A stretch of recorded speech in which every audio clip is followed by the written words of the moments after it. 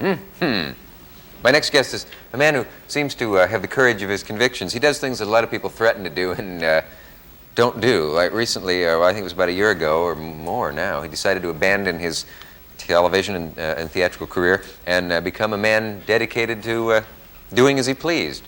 And he's still doing it.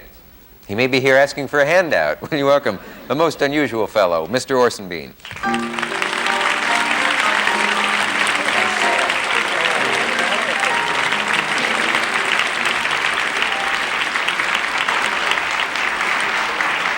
Let's see now, you... I have a very important message for all the people sitting downstairs. Yes? The balcony is loose. I don't know why I thought of that. It was such a resounding... What a terrible thing to say. Now they'll all sit there wondering if it is. Well, now you see, first you went to Australia, then you came back from Australia, and then recently you went and just cut out of community living and into another kind of living. And since you do these things that people threaten to do and don't do, I wanted to hear how you did. We decided to get the hell out of New York about a year and 3/4 ago, and I realized that being in the business I was in, I had to live in New York or L.A., and I still think New York is the most exciting city in the world, but finally I got sick of breathing the bad air and the rest of it, and I felt that the excitement, at least for a while, wasn't worth the horror, and we decided that if we were going to go away, we might as well really go away somewhere, and we decided to go to Australia, just kind of drop out. Right. In the back of my mind, I had ideas of possibly starting up a new career down there, and if we liked it, staying on. But we said in any case we'll stay for a year. So my wife and the 3 kids and I packed up and just went one day. And I worked a little bit there and found out that show business is so kind of awful and mediocre, and like the best thing on television is reruns of Gilligan's Island, and I just didn't want to work in it. That's here or there? There. Oh, there. Oh, I see. Okay. And to my amazement, I found that I didn't miss working. It isn't that I don't need to work. I do need to work to do something once in a while, or to make some bread to eat. You're not the heir to the bean fortune. I'm not the heir to the bean fortune, but we found that we were living on a vastly reduced, lower down on the hog than ever before, but we weren't missing anything. It's just as much fun to go into a little Italian restaurant and eat for $1.50 as it is to go to a pavillon and eat for $50. It really is just as much fun. More in a number of ways. More in a number of ways. Like the $48. Yeah. Yeah. Then we had a 4th baby. It was happened on a Sunday in Melbourne, as I recall. That's a little like Philadelphia. And what's wrong with, someone has to ask this, what's wrong with Philadelphia? What's wrong with Melbourne? Yes. Yeah, right. I've just come back. It's a beautiful country. How dare you come out here? Yeah. It's just that on Sunday there isn't much to do, if you recall. And the television is great. The Persuaders won the Best Show award there. Well, my point is proved. No, excuse me. The Persuaders was the best show? Yeah, I got an award. Hilarious. Rock Hudson gave it to me. Well, all right. Now, since you both are on the same side as far as Melbourne is concerned. Since we went there, we found out that I really didn't have the need to walk into Sardi's and have people buzz and say, that's what's his name, anymore. And I really felt that I didn't have to be an actor anymore. I want to be a person. I want to be a lover, and a husband, and a father, and an actor, and a writer, and a loafer. Are you never satisfied? That's 7 things that most people never attain. And the best thing I am is a loafer. I sit and think a lot, and sometimes I just sit. And I think it's wonderful. It's the best thing I've ever done, and I hope my son follows in my footsteps. Just sitting in... Sitting a lot. It's a wonderful thing to do. If you sit a lot, it's not your footsteps that he'd follow. But anyway, where were we?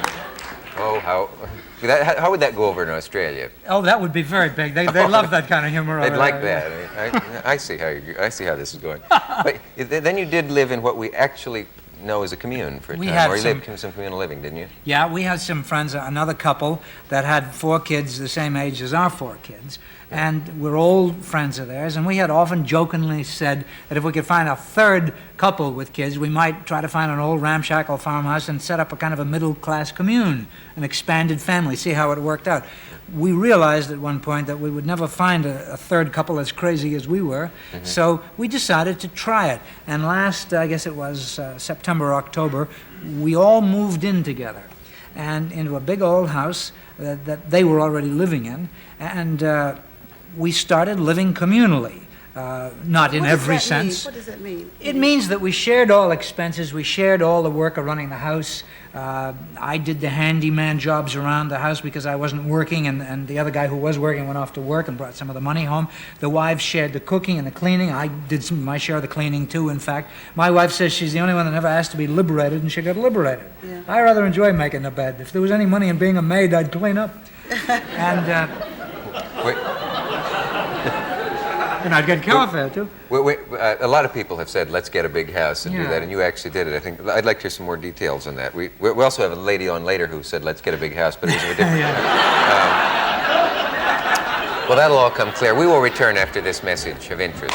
Talking with Orson Bean, who did that thing that people dare themselves to do. Now, once you got out there into the big house and you were all sharing the cooking and the working and the bed making and all, there must be some drawbacks to it, where you wake up in a cold sweat and say, oh, I shouldn't have done it.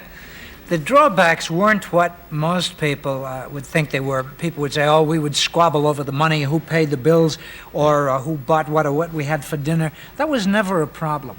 The good things about it, the commune lasted almost 3 months, I guess, and the good things... It lasted 3 months. Yeah, and we were perfectly prepared for it to go on until June, at which point we would just figured that the school year would be over and we would move on to another adventure. However, the other couple wasn't as crazy about it as we were, and for perfectly valid reasons. They felt that their family was losing its image, that the kids... an interesting thing happened. There were 8 kids there, 4 of ours and 4 of theirs. They had a sub-commune within the commune, as it worked out. We rarely saw them. They only came around at mealtime. Aside from that, it was like they were away at camp somewhere. We heard them constantly. The noise level was incredible, but we never saw them. And they felt that the lines were fuzzying up of where their family ended and ours began, which we did too, but we didn't mind that. Why would that necessarily be bad? I don't... Where would it be bad? Yeah. I think that some women have a need to mother their children in the sense that they need that specific adoration need. If a kid falls down and hurts his knee and runs to them, they would feel bad if the kid don't run to them as much anymore.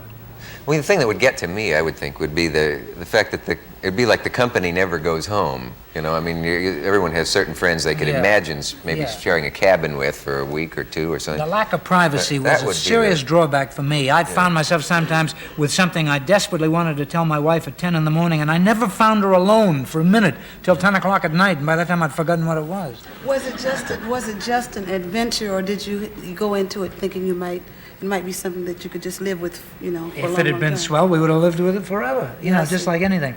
But on the other hand, you shouldn't stick with anything if it isn't fun anymore. Right. If the good doesn't outweigh the bad, I'll say. And that goes for anything. Did you have television sets? Yeah. Then I know the problem in my house, that I want to look at a program. My wife wants to look at another one, and the kids, well, we don't have much choice in England, but there's not that many channels. But there's always a row. How do you manage with 28 people looking at television? It just didn't seem to be a problem. With that many people around, TV receded into the background. We found that the kids didn't even watch it much anymore. There was a lot of people around. Yeah. There was a whole world going on in there. Have your own chat show? Yeah, we did. What I loved about it was this guy worked in the afternoon and the evening. I found myself looking forward to his coming home at night, almost like a wife would. I said, geez, it's almost time for him to come home. It'll be swell. We can eat then. Picture you getting your apron off and fixing it. Wait a minute. I really became very fond of him because his coming home meant that we could eat. We used to feed the kids at 6 o'clock, and then we'd wait till he got home from work at night, and we'd all sit down and eat. Yeah. But it worked out rather nicely. My wife was inordinately fond of the situation. Mm-hmm. She loved sharing the housework with the other girl. She loved the fact that there were certain chores that she never enjoyed doing that it happened that the other girl enjoyed doing. For instance, the other girl didn't mind whipping up a schlock meal of hamburgers for the kids. My wife, on the other hand, really enjoys making a kind of a fancy meal. So the other lady made the dinner for the kids at 6 o'clock and whipped something up that was nice for them. And then my wife went to work, and we put candles on the table and had prepared a nice little meal with a sauce, for the grown-ups for later.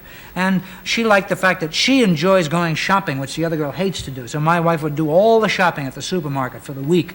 And the other girl likes dusting around and watering the plants and that kind of thing, which my wife ain't crazy about.